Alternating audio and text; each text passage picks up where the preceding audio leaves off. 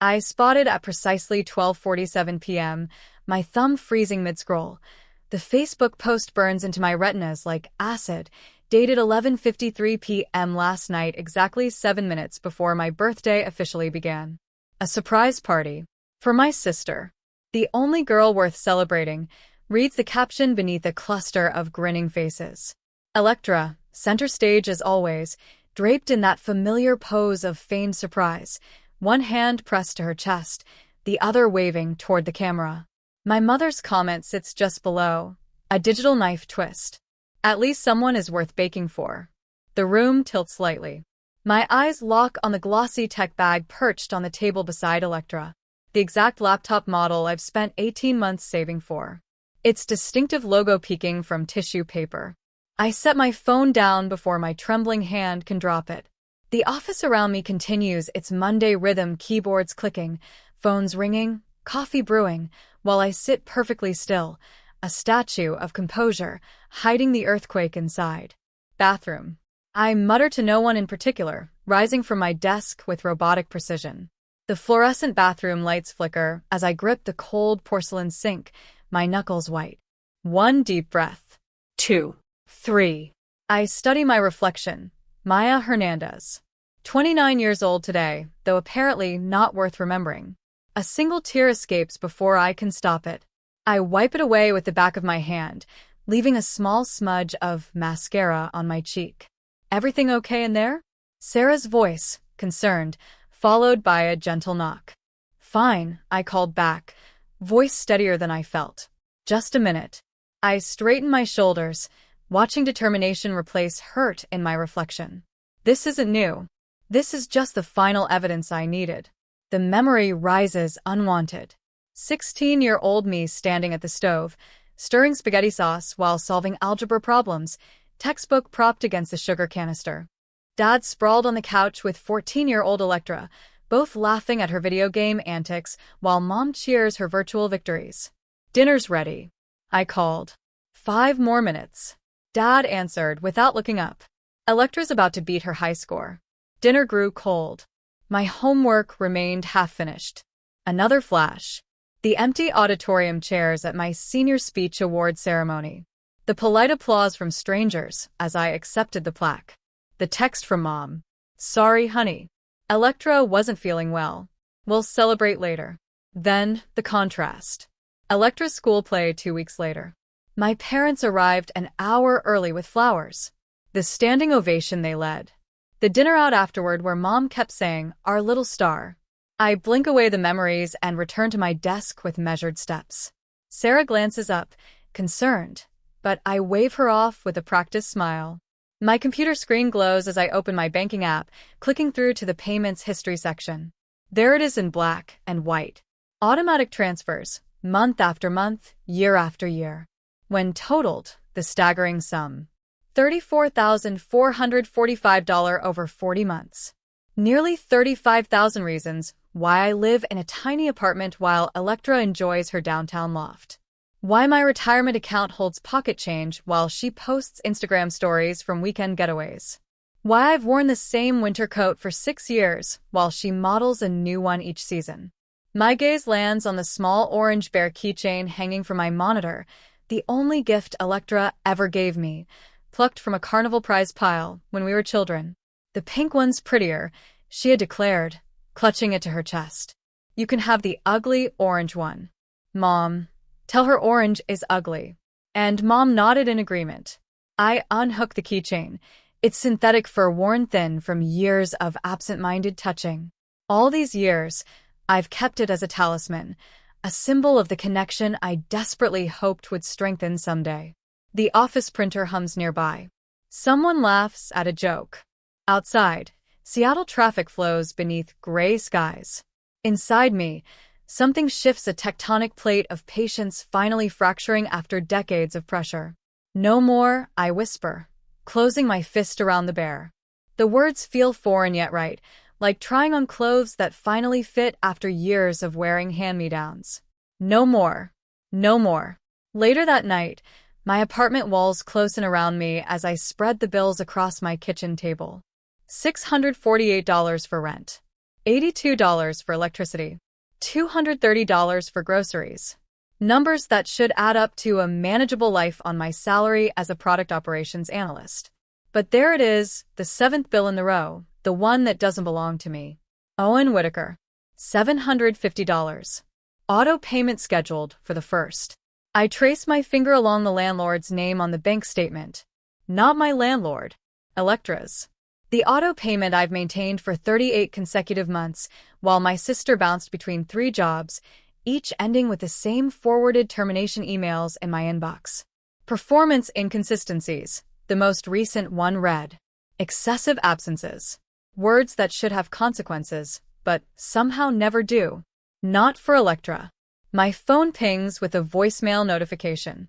Dad. Maya, honey. Victor's voice fills my tiny living room, that familiar coaxing tone he reserves for asking favors. Need about $700 for a special plan this weekend. Nothing serious. Call me back when you get a chance. Not if I can help. When I can help. The assumption is so deeply embedded it doesn't require questioning. I open my travel fund app. The balance reads $178.43. The Greece trip I've pictured since college remains digital brochures and saved articles. My retirement account shows $4,282, pathetic, for 29 years of age, according to every financial advisor ever born. The math is simple. $750 monthly to Electra's rent multiplied by 38 months equals $28,500. Add the emergencies, the car repairs, the dental work Dad couldn't quite cover, and we arrive at $34,445. The number burns in my brain like a brand. I pull out an old photo album from beneath the coffee table. 3rd grade. The regional spelling bee. Mom had promised to come, but Electra's dance recital conflicted. Next time, she'd said, patting my head. Electra needs me there. She gets so nervous. The speech workshop cancellation notification from sophomore year sits in a folder behind it due to insufficient funds. The email had explained after Mom redirected the $180 registration fee to Electra's summer dance intensive. She has real talent, Mom had insisted. Your grades are already good. Then there was the graduation dress, originally mine. The red wine Electra spilled on it accidentally, 3 days before my ceremony. But it looks better on her anyway.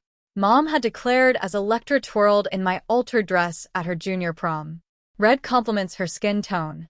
I move to my laptop and open my bank account again. $6,432 in savings. It should be $40,000. Would be. Without the steady drain of Electra's needs. My finger hovers over Instagram. I shouldn't look, but I do. There she is. Electra at Camelback Mountain. Phoenix, sun glinting off her sunglasses. Posted 3 days after texting me, need rent money early this month. Power might get shut off. For posts later, the designer bag. Unmistakable logo glinting in the sunlight. Purchased the day after I sent her $600 for an unexpected medical expense. She's just more sensitive than you. Dad's voice echoes from countless conversations. You've always been our rock, Maisie Daisy. So self-sufficient. Self-sufficient by necessity. Responsible because someone had to be. I grab the orange bear keychain from my desk and sink into my worn couch, turning the small trinket between my fingers. The fur, once bright orange, has faded to a dull amber, patches worn completely bare from years of nervous handling. The pink one's prettier. Electra had announced at the carnival, 8 years old and already certain of her preferences. You can have the ugly orange one. Orange is ugly, Mom had agreed, smoothing Electra's hair. But Maya doesn't mind, do you, sweetie? And I hadn't minded. Or said I hadn't.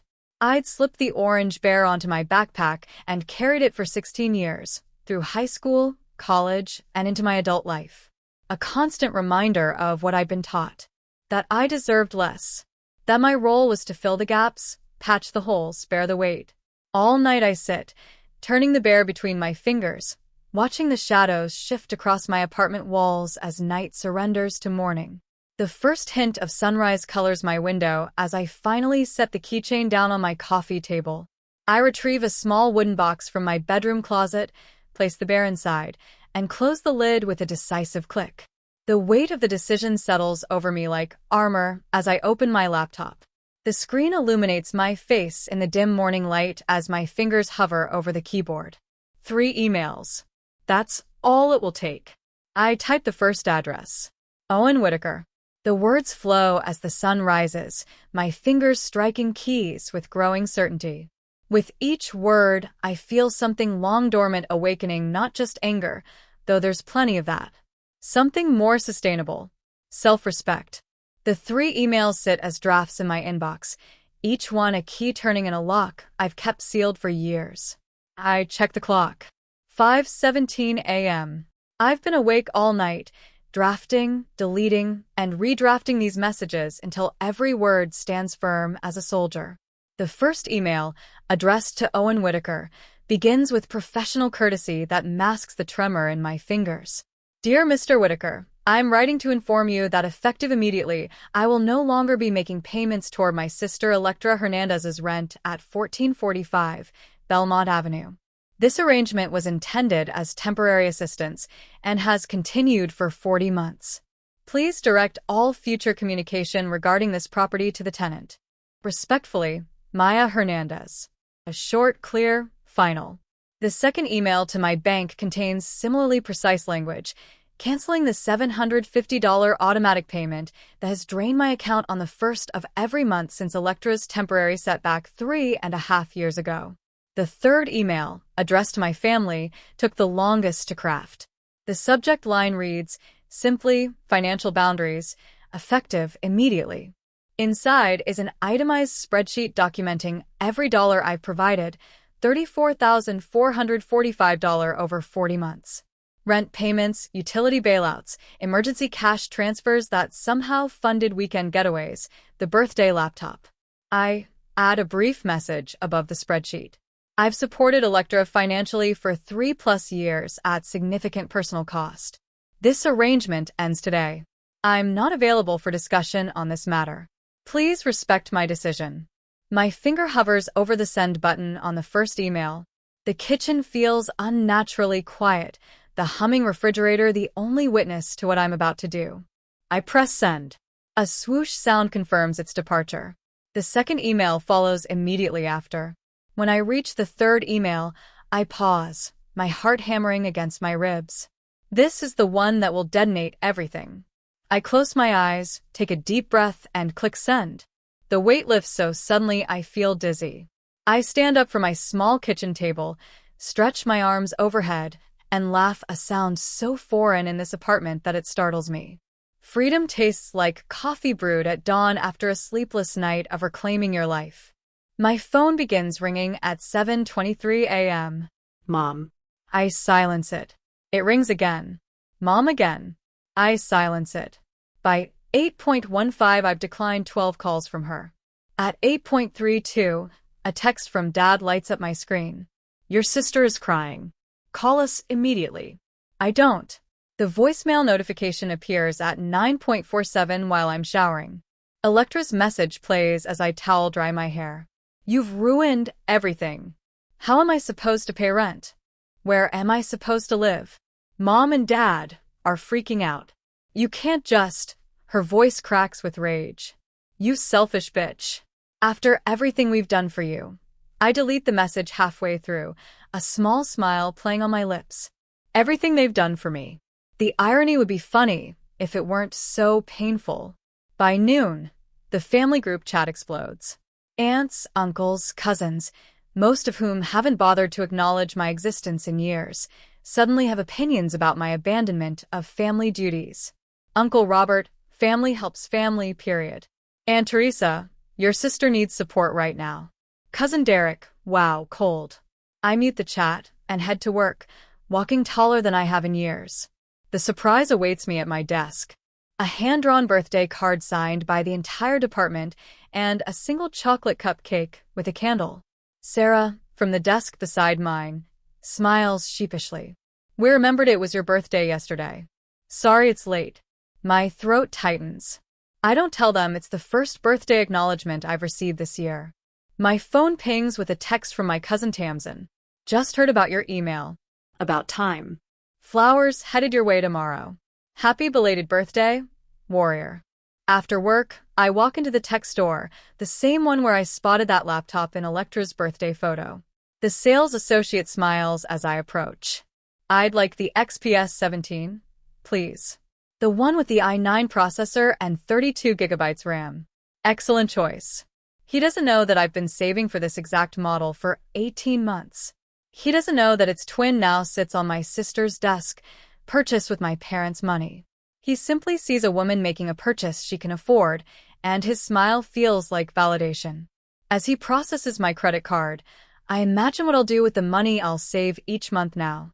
Travel fund, retirement account, maybe even a place with a balcony someday. The phone rings just after dinner. Owen Whitaker's name flashes on the screen. I answer with steady composure. Miss Hernandez? I received your email this morning, but there seems to be some confusion. Your sister claims she wasn't aware of this arrangement ending, and Mr. Whitaker.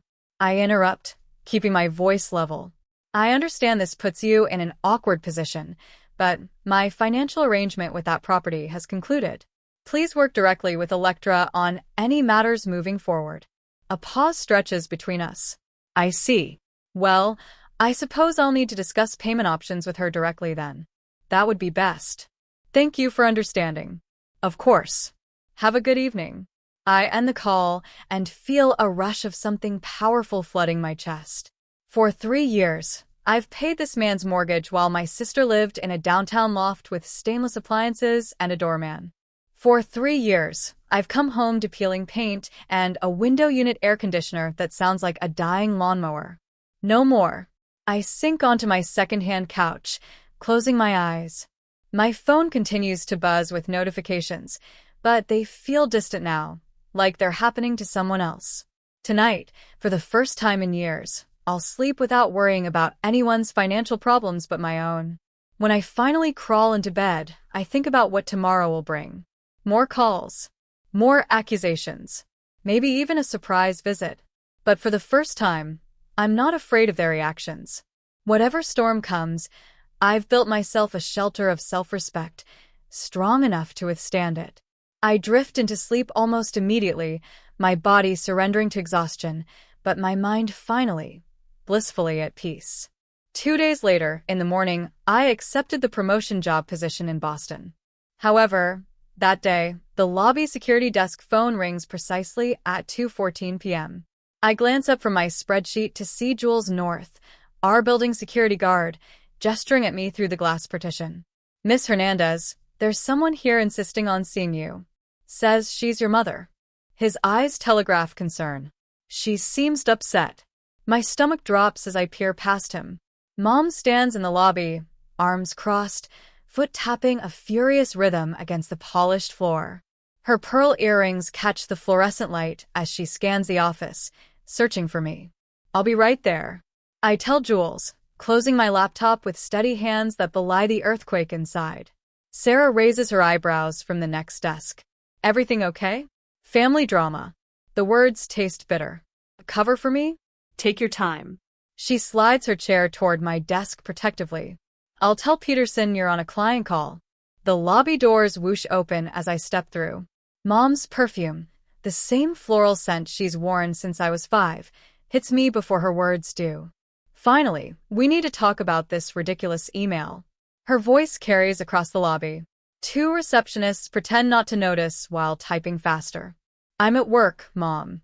I guide her toward the side door. We can discuss this after 5.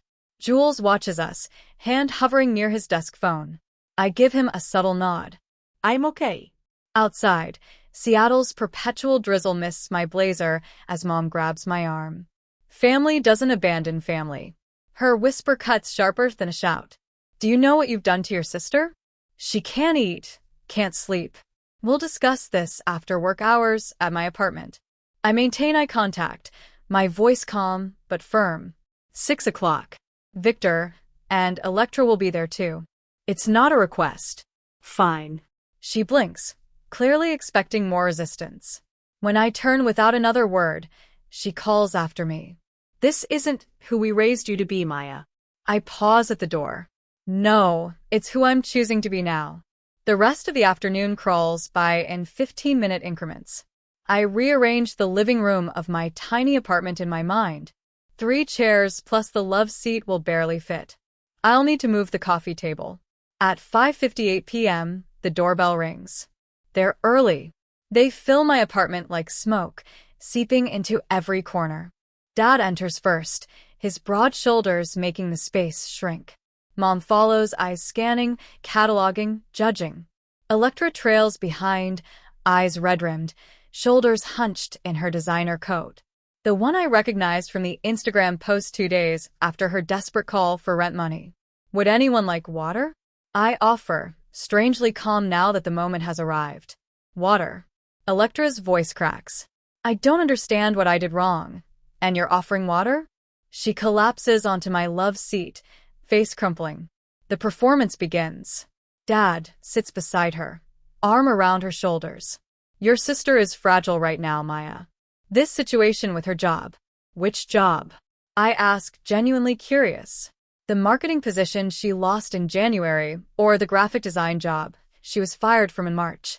Electra's sobbing pauses briefly, eyes darting to Dad. Mom steps forward. That's exactly why she needs support right now until she stabilizes. For jobs in 2 years isn't instability, Mom. It's a pattern. I move to my desk in the corner, opening my laptop. The projector I borrowed from work hums to life, casting a blue glow on my bare wall. What are you doing? Mom demands.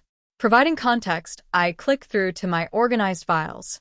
This is Electra's termination email from WebTeam Creative. The text fills the wall. The phrases, excessive absences, and final warning, highlighted in yellow. Dad frowns, leaning forward.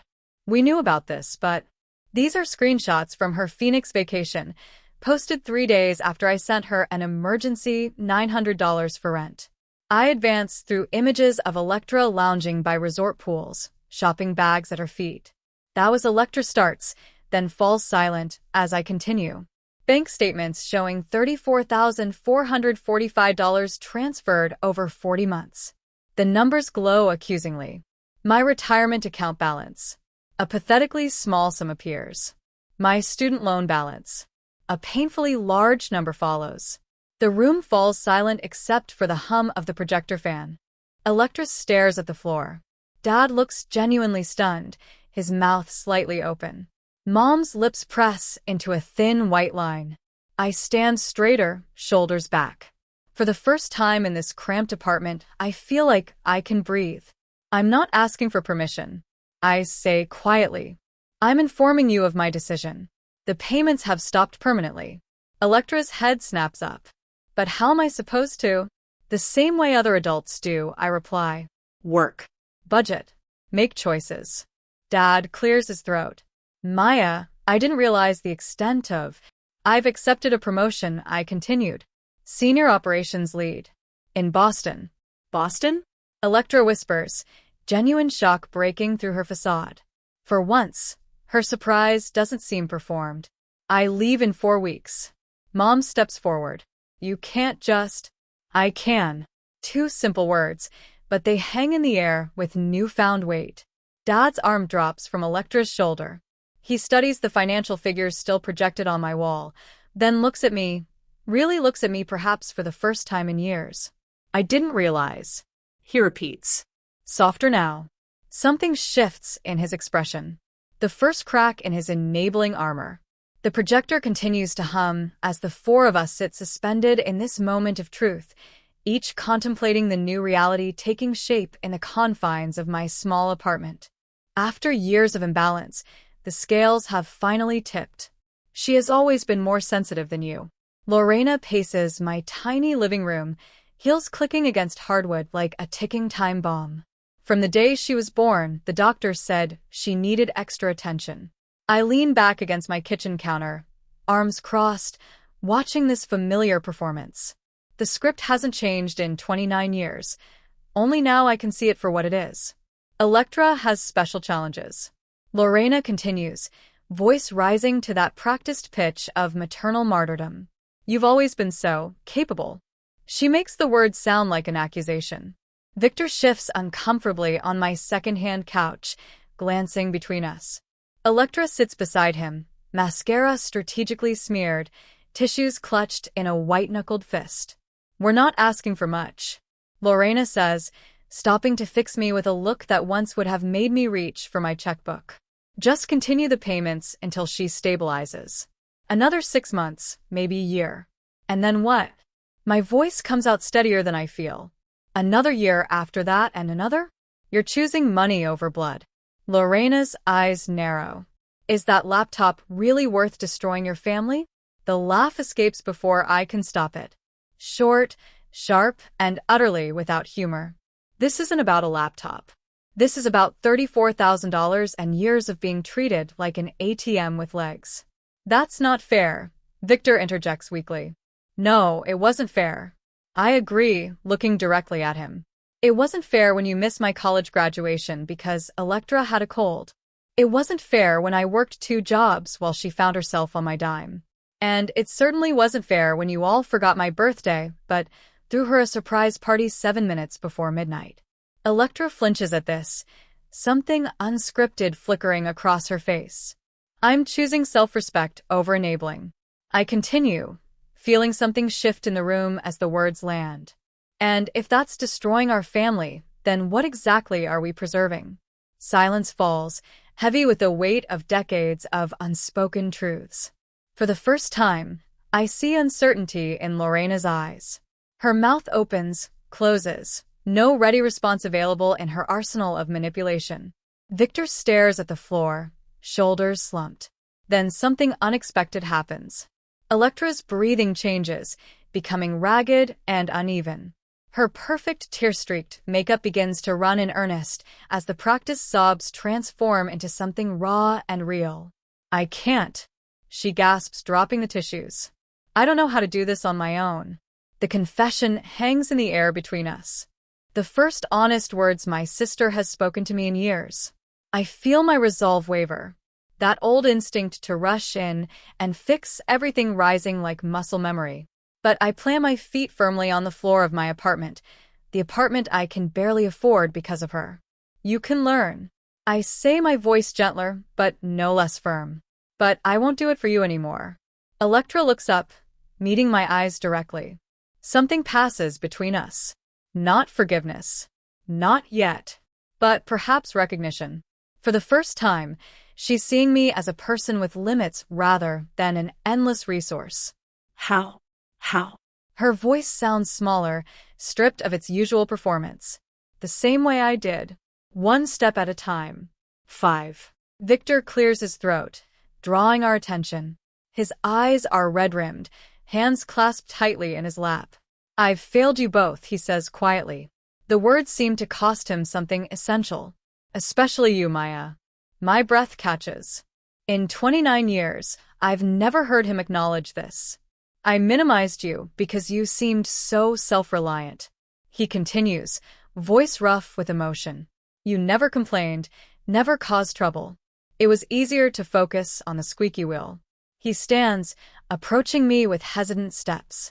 I don't expect forgiveness, but I'd like a chance to do better. To be the father you deserved all along. The sincerity in his voice reaches something deep inside me. A childish hope I thought long buried. But hope can be dangerous without boundaries.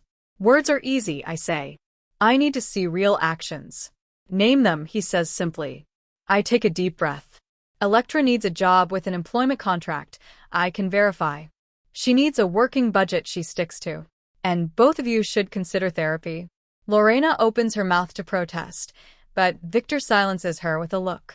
And the financial support? He asks. Ends today, I answer. But emotional support with boundaries? That door remains conditionally open. But Victor nods slowly, then does something he hasn't done in years. He steps forward and hugs me. Not the perfunctory embrace of obligation, but something real and solid. For a moment, I allow myself to lean into it, to feel the tentative reconnection. When they leave 20 minutes later, the apartment feels different.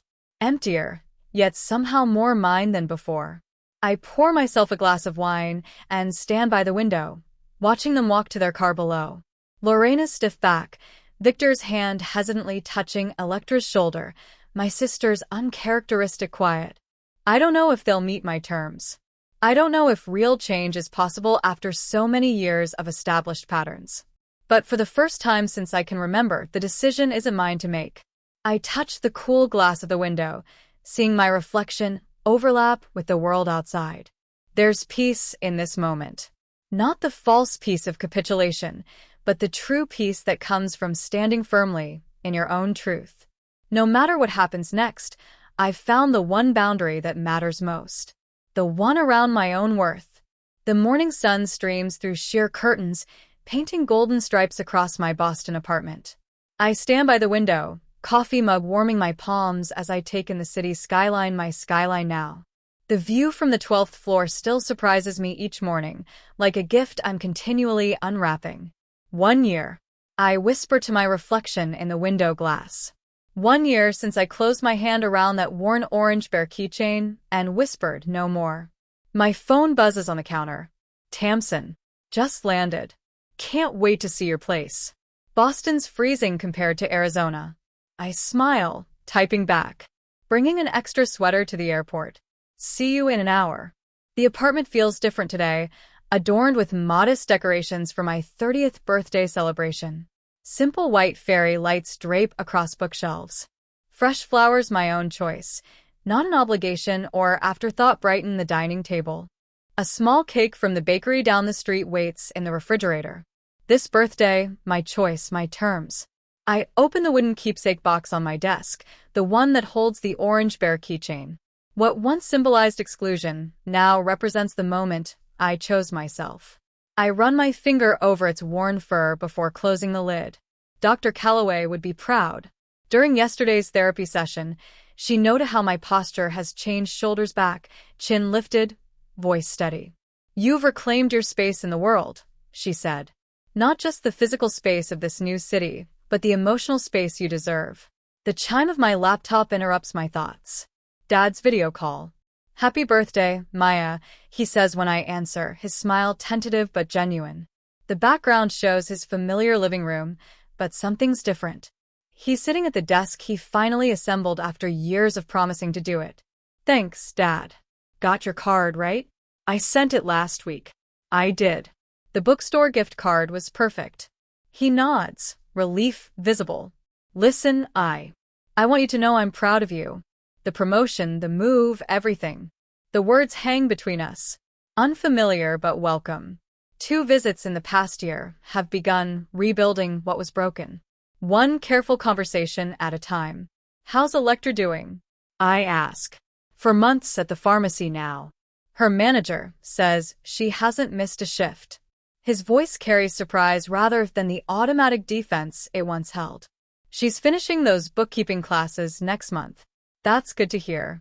We talk for 15 more minutes before saying goodbye, not the marathon problem-solving sessions of before, but something healthier.